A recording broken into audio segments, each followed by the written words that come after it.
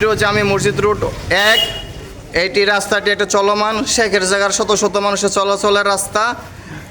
জাহাঙ্গীর আলম নামে এক ভদ্রলোক, সে আমাদের শেখের জায়গা কেন্দ্রীয় জামে মসজিদ রোড 1 চলাচলের রাস্তা ওয়াল দেওয়াল করে বন্ধ করার চেষ্টা করছিল। শেখের জায়গার সমস্ত জনগণ এসে তাদেরকে প্রতিহত করে এবং থামায় এবং রাস্তা কাজটি সম্পূর্ণ যে রাস্তা এটা যে বন্ধ না করে এদেরকে বলে এদেরকে বৃষ্টি হওয়ার কারণে এদেরকে বিল্ডিংয়ের তলে নিয়ে আসে এবং সুন্দর জায়গাতে এদেরকে বসায় রাখে, দাঁড়ায় করে রাখে। তাদের মুখ থেকে শুনুন। ভাই, কাজ তো বন্ধ আছে না?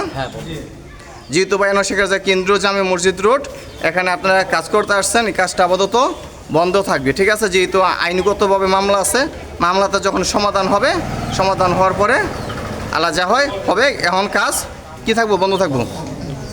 এখানে কি আপনারা কেউ কি মারধর করছে বা কোনো কিছু হয়েছে?